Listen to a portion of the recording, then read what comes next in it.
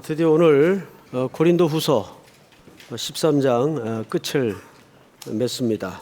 26번째로 끝이 나는데 좀 반복되는 주제가 많았지만 다 나름대로 다른 각도에서 이유가 있었기 때문에 사도 바울이 반복하고 강조하지 않았나 그렇게 생각을 합니다.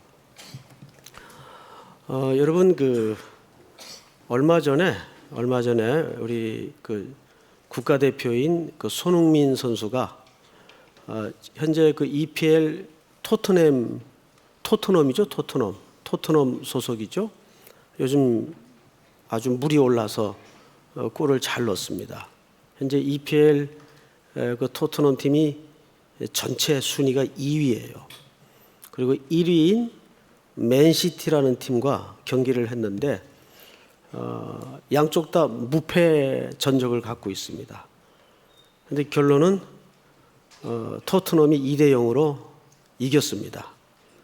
거기에 절대적으로 또 우리 손흥민 선수가 역할을 했고, 근데 승리 자체가 중요한 게 아니고 그때 페널티킥이 벌어진 거예요. 페널티킥 상황이. 그래서 이제 손흥민 선수가 공을 잡고 잔디에다 공을 올려놓고 자기가 차려고, 근데 동료 선수가 와서 내가 차겠다고 이제 끼어든 겁니다.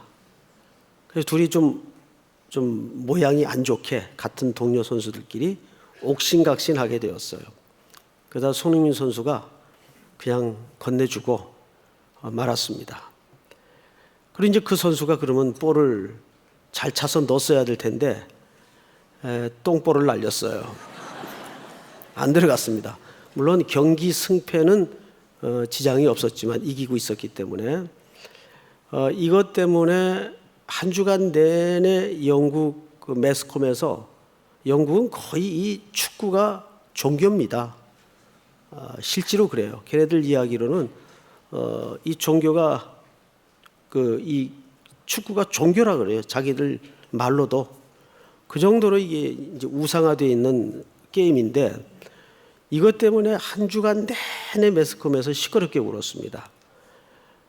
그래서 그걸 또 이제 여론조사를 해가지고 통계까지 냈더라고요. 88%가 손흥민 선수가 찼어야 된다. 88%가. 근데 우리나라 또 네티즌들이 얼마나 극성스럽습니까?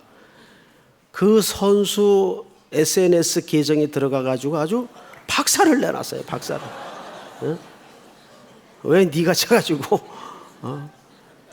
근데 만약에 그 선수가 넣었었다면 뭐 그래도 시끄러웠겠지만 그런데 이제 둘 다 잘못했다라는 퍼센티지가 그 다음이에요. 왜 그런가 하면 그때는 두 선수 다 서로 차겠다고 고집을 부리고 주장을 할 게 아니라 감독을 쳐다봤어야 된다는 거예요. 근데 감독이 그때 지시를 안 내렸던 것 같아요. 그러니까 이제 선수들끼리 다툼이 일어났겠죠. 이런 비슷한 사례가 2002년도에도 있었습니다. 2002년도에도 보면 미국하고 경기를 할 때인데 우리나라가 페널티킥을 얻게 돼요. 그때 원래는 그 잔디밭에다가 볼을 아주 20대 초반인 독특한 캐릭터를 가진 이천수가 그걸 차려고 다가섰는데 히딩크 감독이 이천수를 나오라 그러고 왼발잡이인 이을용 선수에게 킥을 맡겼습니다. 결과는 아시는 대로 거기서도 똥볼이 나왔어요. 날아간 겁니다. 자, 이제 이걸 가지고 오랜 세월, 지금까지도 이제 축구인들이나 체육하는 사람들은 또 관심 있는 분들은 회자되는 이야기입니다. 두 가지 가정을 생각할 수 있겠죠. 그때 만약에 이을용 선수가 왼발잡임에도 불구하고 골을 넣었더라면 예측되는 평가는 어떠했겠습니까? 역시 히딩크는 허를 찔렀어. 아마 이렇게 됐을 거예요. 역시 히딩크는 설마 왼발잡이를 키커로 쓰리라고는 아무도 예상을 못했을 거야. 역시 명장 히딩크야. 아마 이런 평가가 온 신문을 도배를 했을 겁니다. 그런데 반대로 이천수 선수가 차서 성공을 했다면 어떻게 또 평가가 나왔을까요? 역시 저돌적인 이천수 선수가 골을 넣었기 때문에 거기에 대한 또 호의적인 평가가 나왔을 거예요. 자, 그러면 우리는 이제 이런 사례가 살면서 굉장히 많아요. 문제는 그거를 닥칠 때 미리 결과를 알고 가면 얼마나 좋겠어요. 근데 아무도 결과를 알고 결정을 하는 일은 불가능하다는데 어려움과 문제가 있는 겁니다. 인생사가 다 그래요. 정답과 결과를 알고 길을 걷는다면 이런저런 궁색한 변명이나 또는 거의 신화에 가까운 어떤 평가들이 무의미할 거예요. 그런데 세상 이치는 그럴지라도 우리가 고린도 전후서를 긴 세월을 통해 말음하면서 느끼는 건 이겁니다. 우리의 서 있는 위치가 얼마나 대단하고 놀라운 위치인가를 재상 확인하는 거죠. 뭘 확인하는 걸까요? 이미 우리는 승리를 담보해 놓은 상태에서 현재 일을 맞닥뜨리고 겪고 있다는 겁니다. 그러니까 승리를 확보해 놓고 우리의 길을 가고 있다는데 우리의 위치가 있는 거예요. 살다 보면 이렇게 될까 저렇게 될까 염려도 있겠고 불확실함 속에서 걱정도 있겠고 아직 가지 않는 미지의 길을 걸으면서 이게 어떻게 될까 불안도 있을 거예요. 그런데 사도 바울도 얼마나 많은 우여곡절을 겪으면서 여기까지 왔겠어요? 근데 그는 한 번도 흔들리질 않아요. 아프고 힘들어서 고통은스러워도 어디에도 그가 그 목적지를 향해서 흔들렸다는 대목은 없습니다. 그 이유가 뭘까요? 그 근거가 뭘까요? 십자가로 시작한 승리 때문입니다. 그 승리는, 그 십자가의 승리는 이미 우리의 먼 미래까지 확고한 점수판을 보여주고 승리를 담보해 놨다는데 우리 가는 길에 멋짐과 당당함과 용기가 거기서 근거되는 거예요. 그래서 우리가 용기를 갖는다는 것은, 믿음을 갖는다는 것은 인간적인 의지 발동이나 인간적인 어떤 확신이 아니라 십자가가 기초가 된다는데 그 확고함이 있는 겁니다. 오늘도 주께서 그렇게 여러분들의 가는 길을 목적지까지 선하게 확고하게 인도하시리라고 확신합니다. 자, 이제 오늘 이 말씀을 마치면서 4절을 좀 보십시다. 4절. 3절부터 읽겠습니다. 이는 그리스도께서 내 안에서 말씀하시는 증거를 너희가 구함이니 그는 너희에게 대하여 약하지 않고 도리어 너희 안에서 뭐하다고 되어 있죠? 강하시니라, 강하시니라. 자, 앞을 좀 보실까요? 고린도 전서를 쓴 기록 배경과 고린도 후서를 쓴 기록 배경이 물론 달라요. 그러나 무엇은 똑같습니까? 청중은 똑같아요. 고린도 교회 성도라는 청중은 똑같단 말이죠. 목회적 상황은 분명 달라요. 전서를 보낼 때 입장과 후서를 쓸 때 입장이 교회적 상황이 다릅니다. 공부를 했다시피. 그런데 문제는 그 대상은 동일한 청중이라는 데 차관점을 둬야 돼요. 여러분 혹시 고린도 전서를 우리가 이제 수요일 날 했던 걸로 기억이 되는데 한번 다시 들어볼 기회가 있으면 한번 들어보십시오. 고린도 전서에서 제일 많이 등장하는 단어가 뭔지 아세요? 기억나지 않습니까? 그리고 또 사도 바울이 고린도 교회 성도들을 향해서 무엇을 그렇게 뽑아내고 싶었던지 기억나십니까? 그 두 주제가 하나의 단어에 다 걸려 있어요. 능력이라는 단어입니다. 능력. 저 사람 능력 있어. 이 능력이라는 단어만큼 매력 있는 단어가 있을까요? 현대인들에게 거의 이 능력은 누구에게나 시대마다 동일하게 우상이 되다시피 하죠. 그래서 오늘도 수많은 사람들이 능력 있는 배우자를 찾아서 헤매입니다. 물론 우리 삼육교회 청년들은 좀 시각이 다르겠지만 오늘날 많은 젊은이들이 사실은 여러 가지 미사여구를 포장해서 그 속내를 들여다보면 능력 있는 배우자를 찾습니다. 그렇죠? 어제도 제가 잠깐 그 리더 모임 시간에 이제 쪼쿠식으로 얘기를 했는데 그런다 그래요. 착한 남자는 어떤 여자를 좋아할까요? 착한 여자를 좋아해요. 착한 여자는 나쁜 남자를 좋아해요. 나쁜 남자는 돈 많은 여자를 좋아해요. 그러면 이제 이 애정 사슬을 연결해 보면 이렇게 됩니다. 착한 남자는 나쁜 남자를 만날 가능성이 많고 나쁜 남자는 돈 많은 여자를 만날 가능성이 많아요. 그러면 정답은 누구만 홀로 남습니까? 착한 남자가 결국은 남게 돼요. 그래서 착한 남자들 가운데 싱글들이 그렇게 많다 그래요. 그래서 요즘 착한 남자는 현대인들의 시각 속에서 그렇게 매력 없는 대상이다라는 말까지 주석을 달아놨더라고요. 그런데 저는 별로 그렇게 그 이론에 동의하고 싶질 않아요. 그래서 어제 리더들에게 그런 말을 했어요. 그래도 끝까지 착해라. 끝까지 착해라. 서로 혼자 사는 날이 있더라도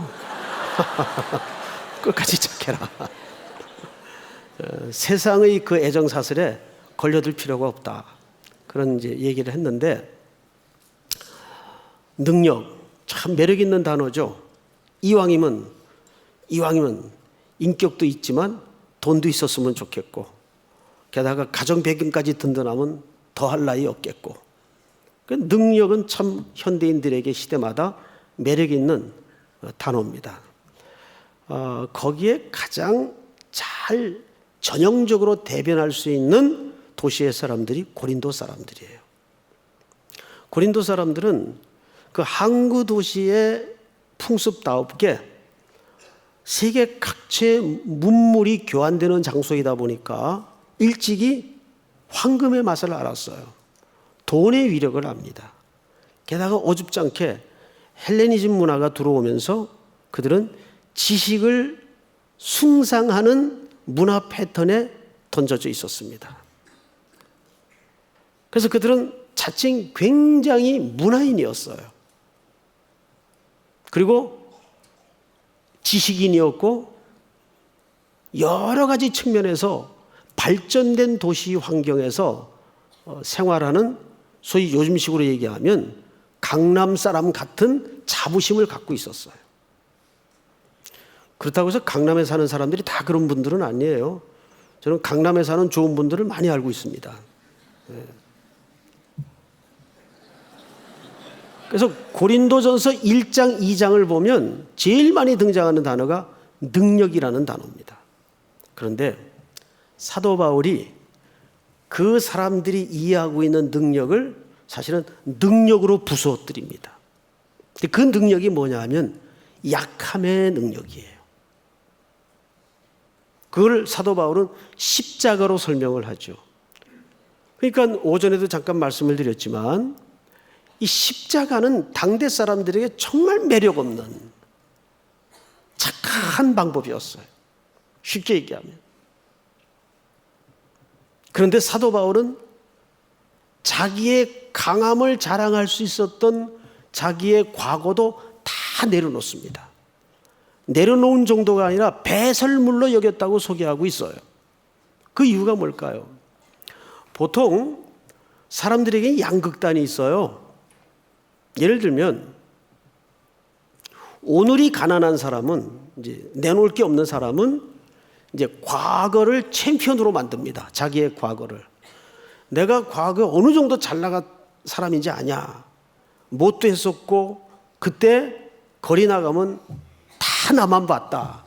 이렇게 해서 이제 오늘의 초라함을 좀 이렇게 커버하는 그런 이제 과거 살리기식 자기 현재를 소개하는 방식이 있어요. 그걸 과거 살리기 방법이라 그래요. 그런데 오늘을 좀 더 폼나게 드러내기 위해서 과거를 죽이는 방법이 있어요. 내가 과거엔 얼마나 쓰레기였는지 아느냐? 내가 얼마나 잡놈이었는지 아느냐? 그런데 오늘 내가 이 정도 됐다. 이렇게 해서 오늘의 자기를 드러내는 하나의 인생을 설명하는 방법이 있어요. 저도 이제 가끔 어릴 때 일이긴 한데 어머니가 이제 고향 얘기를 가끔 하십니다. 저희 어머님 고향은 황해도 해주가 고향이세요. 가깝죠. 19대 전쟁통에 피난 오셔서 금방 돌아갈 줄 알았던 고향을 지금 60년이 넘도록 돌아가지 못하고 이렇게 이제 이산 가족이 돼 있습니다. 어릴 적에 시간이 나면 어린 남매들을 앉혀놓고 사남매를 앉혀놓고 고향 외할머니 얘기, 외할머님이 신앙인이셨어요. 외할머니 얘기를 하시는 거예요. 근데 그 할 때마다 그 어머니 그 잘 살았던 얘기를 그렇게 하세요.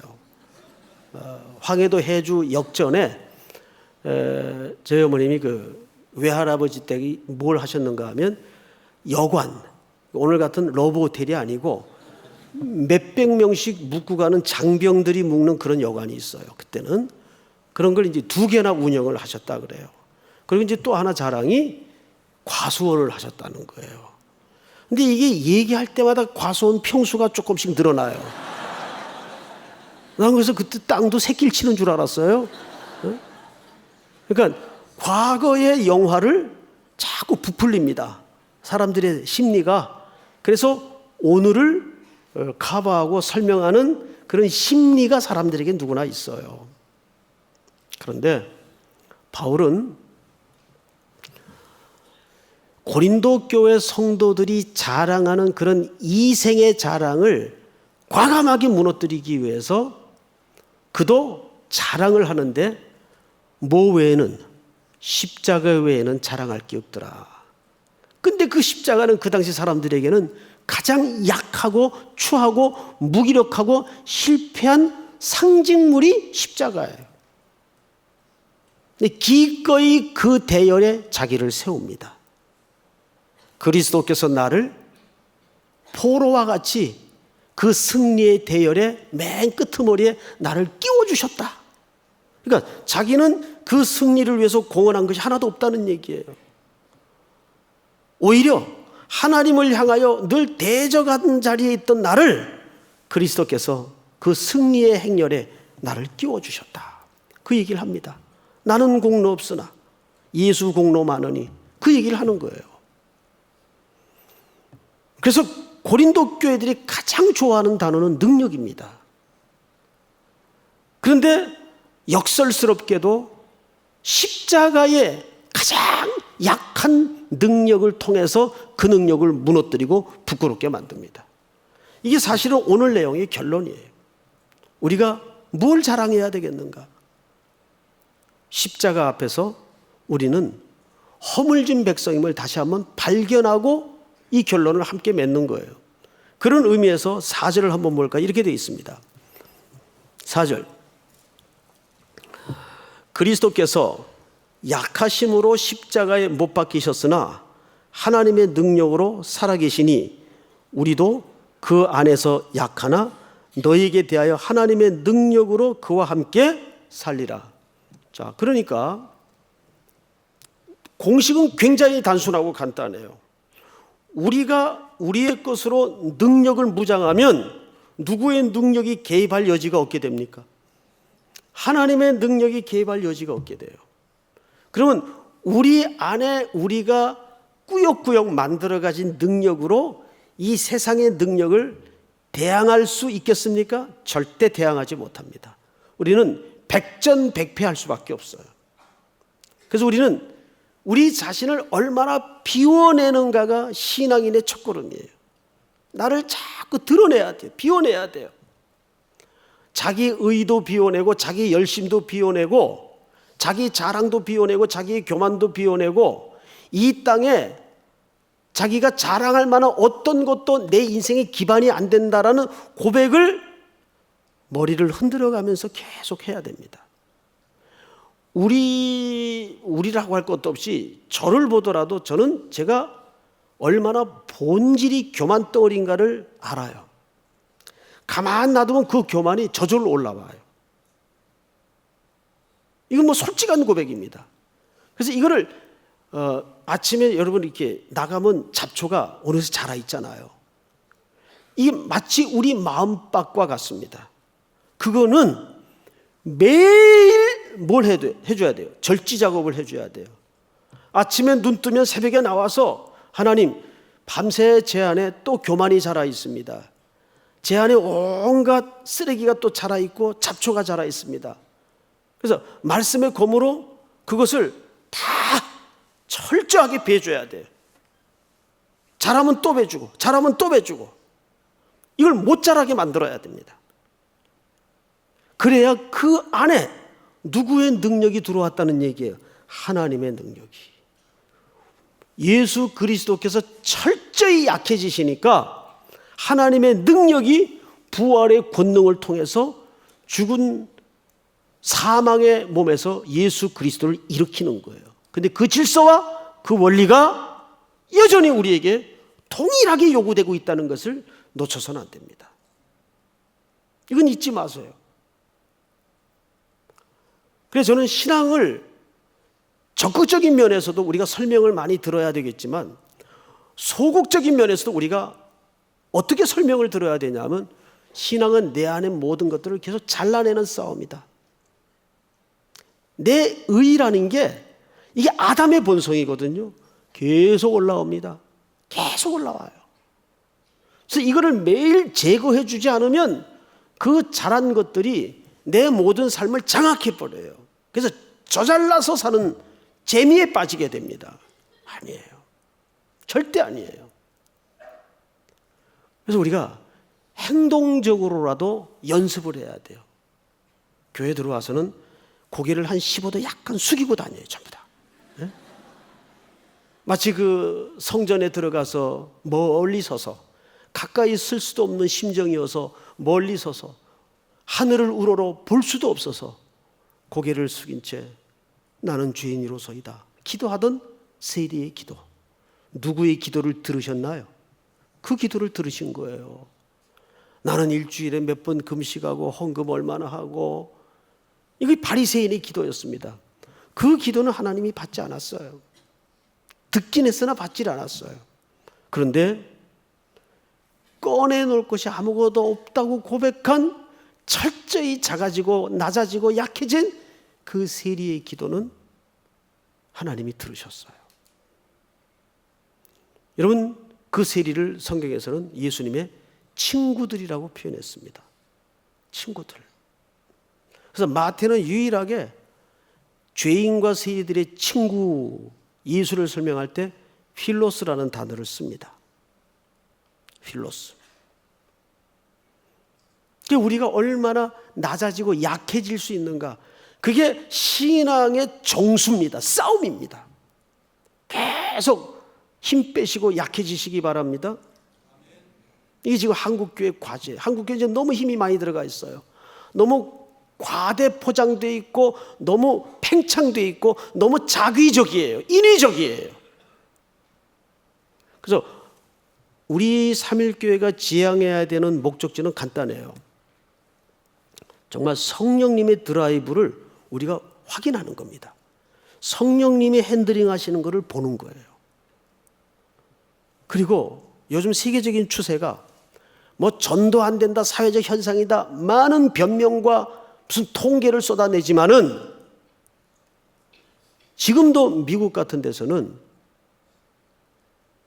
도저히 모일 수 없는 장소인데 교회 사람들이 들어가고 회심자가 일어나는 그 교회를 보면 프로그램 같은 걸로 성도들을 모으는 게 아니에요.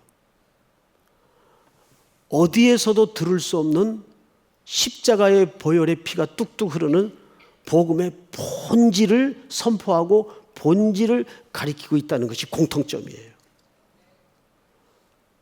교회는 그런 현장이 돼야 됩니다. 우리가 세상의 전문가도 아닌데 어줍지 않게 세상 흉내를 내고 베껴서 사람들을 매력 있게 만들 수 있겠어요? 그건 세상 사람들이 우리보다 1000배, 10,000배 더 잘합니다. 훨씬 잘합니다. 그거 흉내낼 생각하지 마세요. 우리는 어떤 프로그램을 하든 어떤 사역을 하든 본질적 가치에 집중할 때 세상은 교회로 매력을 느끼게 되어 있습니다. 똑같이 부딪히고 똑같이 싸우고 똑같이 이전 투구하고 똑같이 이익을 위해서 싸운다면 교회가 세상과 다를 게 없죠.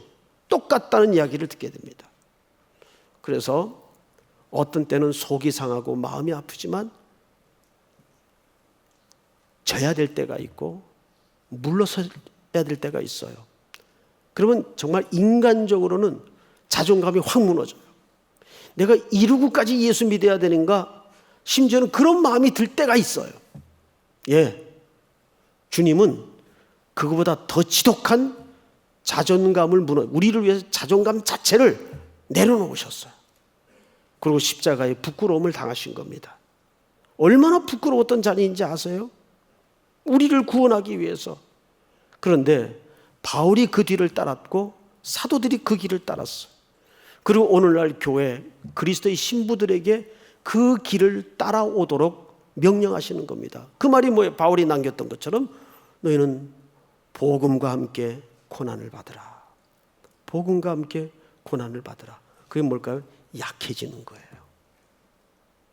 약해진다는 것은 세상의 모든 것들을 취급 안 하고 포기한다는 말이 아니라 할 수 있지만 그거를 대응하지 않고 내려놓지 않는 거예요.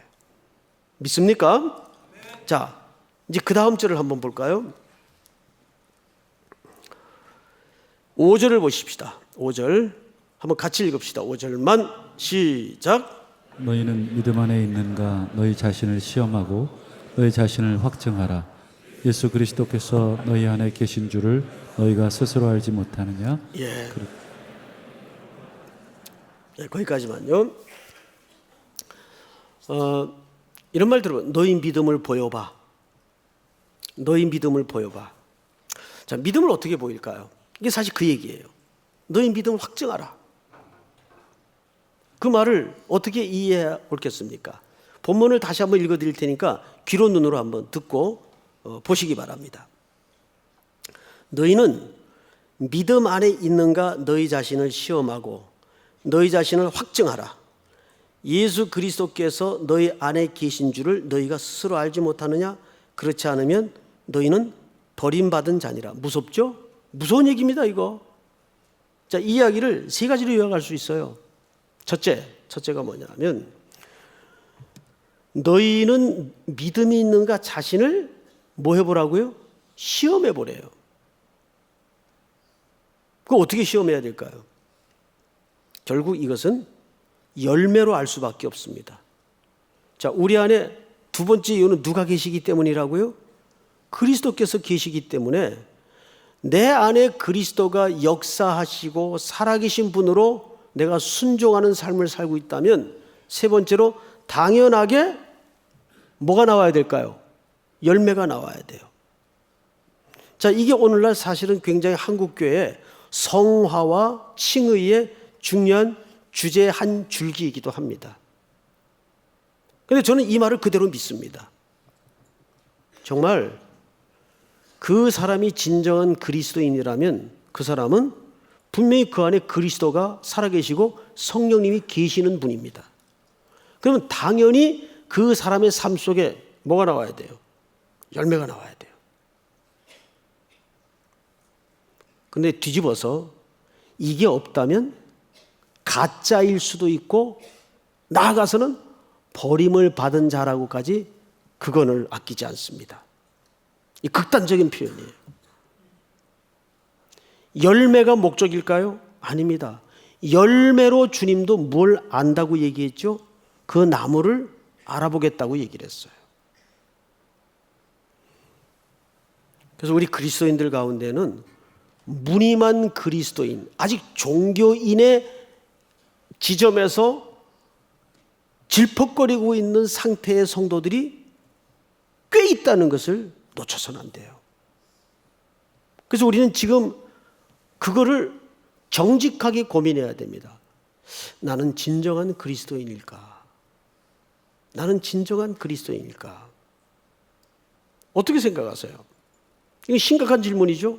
나는 진정한 그리스도인일까?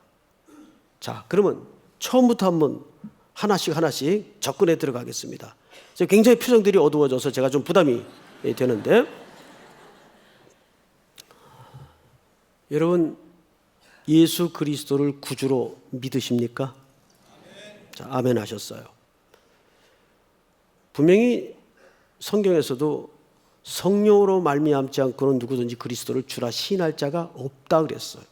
그러면 여러분 안에 분명히 성령님이 역사하시고 그 역사로 아멘이라는 대답을 하셨어요. 그럼 틀림없이 여러분들은 그리스도인인 것이 맞습니다. 맞죠? 본보갈 사람 없죠? 예, 맞습니다. 자, 근데 문제는 열매예요. 왜 바뀌지 않고 변하지 않는가? 왜 열매가 없는가? 그래서 우리는 이 혼란을 방지하기 위해서 제가 지금 일부러 의도적으로 좀 극단적으로 설명을 하는 거예요. 그 열매가 없으니까 나는 가짜인가? 가짜인가요? 변화가 없다고 해서 내가 가짜일까요? 가짜 아닙니다. 이제 좀 안심은 되는데, 근데 왜 열매가 없지? 다시 묻게 돼요. 여러분, 가짜 아니에요. 시인한 걸로 봐서. 여기에서 우리는 하나님이 우리를 만들어 가시는 이 우주의 질서 가운데 시공간이 있다는 것을 놓쳐서는 안 돼요. 자, 십자가 사건은 분명 2000년 전 갈보리 언덕에 일어난 사건이에요. 근데 그것이 2000년 후에 태어난 우리들에게 여전히 실효적 효과가 있습니까? 없습니까? 있어요. 근데 우리는 그걸 뭘로 알죠? 믿음으로 알아요. 이 시간이라는 공간은 하나님에게 필요한 개념이 아니에요. 우리에게 필요한 개념입니다. 그러니까 이미 갈보리 언덕의 십자가에 주님이 못 박으셨을 때는 우리의 죄를 속량하시고 구원을 다 이루었다라고 완성하셨을 때에는 우리의 목적지까지를 그분이 완성하신 겁니다. 믿으십니까? 이제 우리는 아직 우리 눈에는 변화가 나타나지 않고 길고 오래 더디게 걸어가고 있지만 어디를 향해서 가고 있는 거죠? 그 목적지, 완성의 순간을 향해서 나아가고 있는 거라고요. 이거는 어디 속에서 설명될 수밖에 없죠? 시간 속에서 풀어지고 설명될 수밖에 없는 겁니다. 그런데 신학적으로 혼란을 일으키는 잘못된 구원파나 또는 신천지는 이건 뭐 잘못됐다고 할 수도 없고 그건 아예 저건 다른 종자니까 잘못됐다고 할 수도 없고 성경만을 가지고 해석해서 가르치는 대학생들이 많이 빠지는 소위 이 친내 교도들 중에 구원파라는 데가 있어요. 이 사람들이 그런 논리로 젊은이들을 유혹하고 혼란에 빠뜨립니다. 그래서 열매를 가지고 평가하는 거예요. 열매는 그렇게 산술학적으로 금방 눈에 띄거나 나타나는 문제가 아니죠. 이거는 어쩌면 심판날에 주님 앞에 그때야 완성되고 다 드러날 일들이 부지기수입니다. 단 우리는 매일매일 조금씩 십자가라는 궁극적인 소망과 약속에 근거해서 그 영원한 목적지를 향해 오늘도 터벅터벅 가는 거예요. 걸어가는 거예요. 근데 우리는 절대 실패할 수 없어요. 왜? 그 승리가 이미 하늘에서 약속하신 승리이기 때문입니다. 그것이 십자가에 구체적으로 나타났기 때문입니다.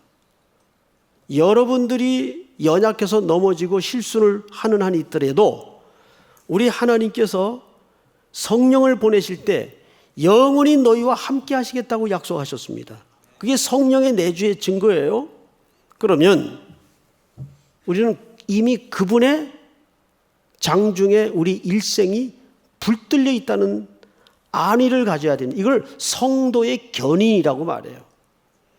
한번 하나님께서 구원한 백성은 무슨 죄를 지어도 하나님이 그 죄를 무시하고 구원한다. 이쪽의 포커스가 아니라 하나님은 전능하시기 때문에, 그리고 두 번째는 그 전능하심이 사랑하는 대상이 우리이시기 때문에 우리의 못된 부분, 깎아내야 될 부분, 우리의 얼룩진 부분, 흙 묻은 거, 검댕이 묻은 거 다 끌로 깎아내고 페이퍼로 문질러서 어쨌든 하나님께서 그 작품을 지금 만들어가고 있어요.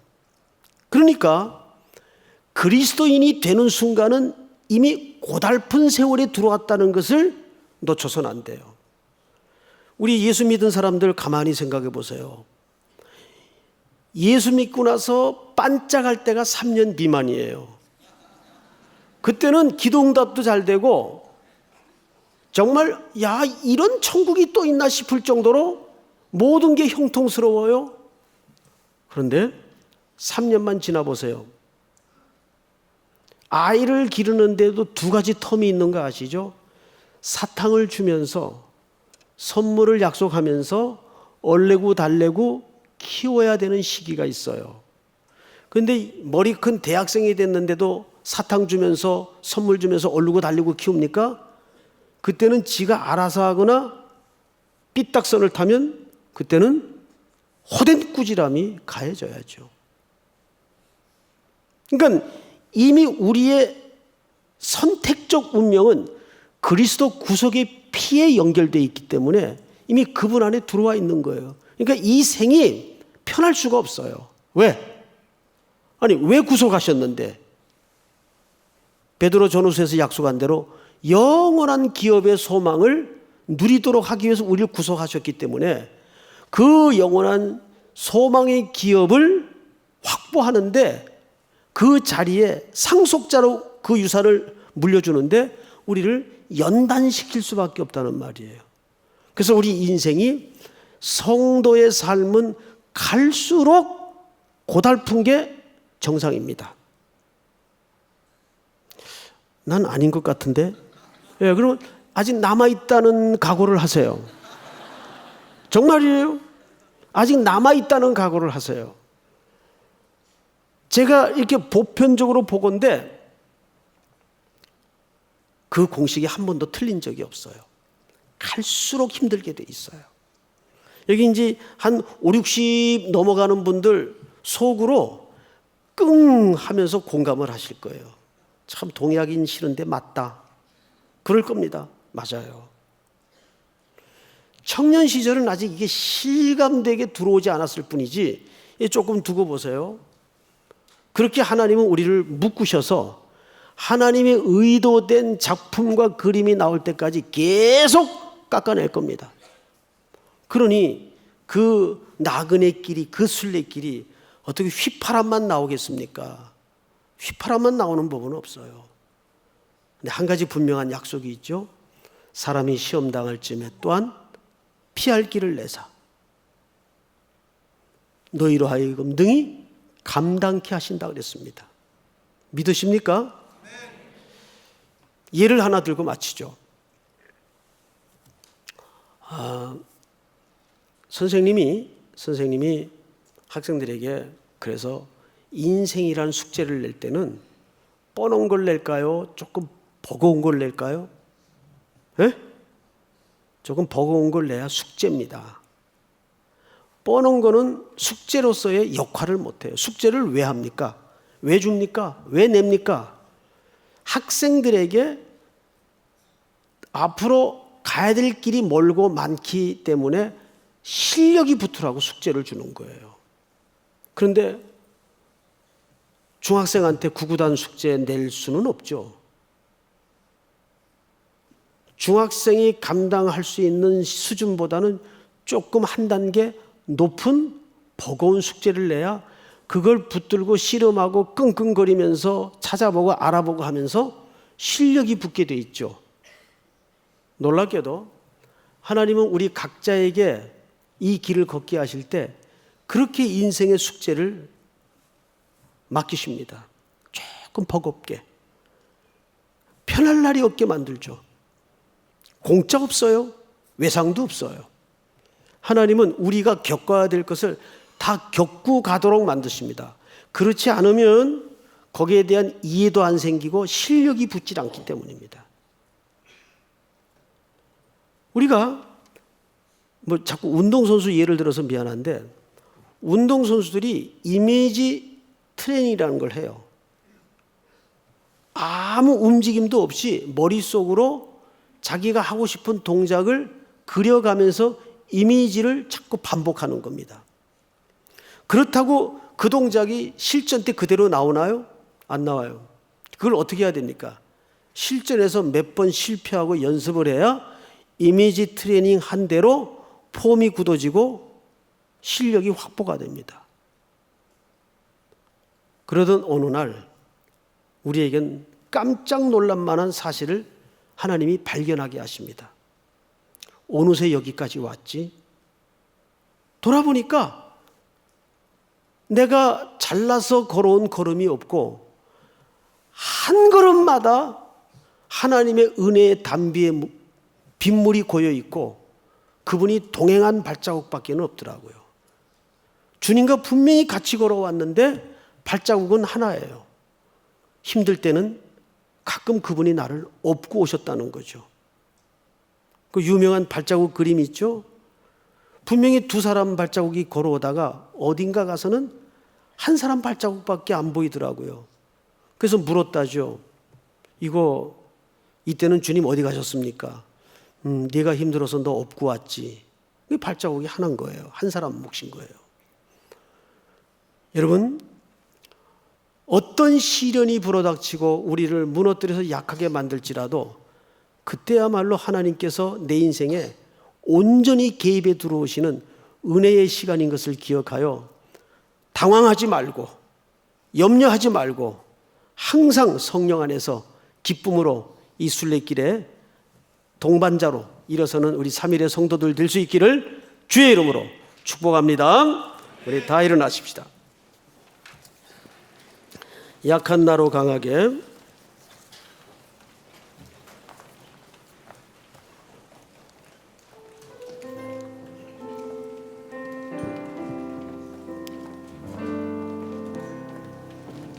약한 나로 강하게 가난한 날 부하게 눈먼 날 볼 수 있게 주 내게 행하셨네.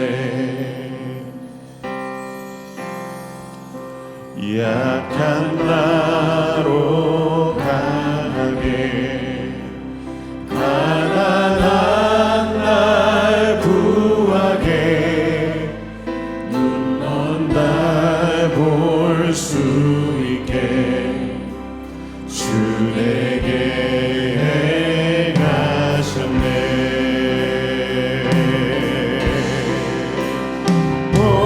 호산나 호산나 주님 당한 어린 양 호산나 호산나 예수 다시 사셨네.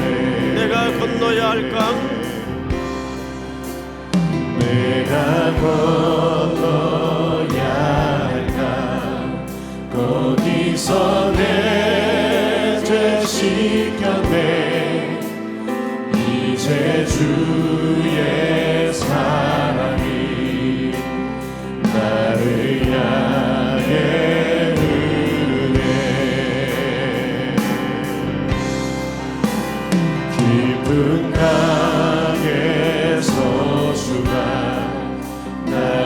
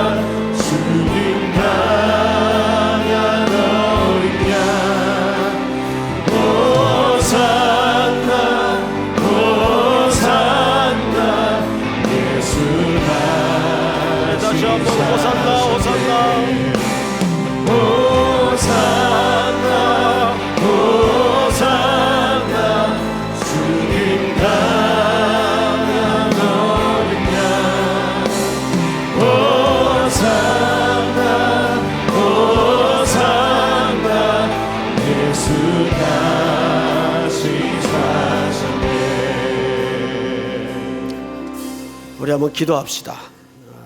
몇 가지 제목을 함께 나눴으면 합니다. 첫 번째는 역시 한 주 앞으로 다가온 일꾼 선출을 위해서 기도합시다.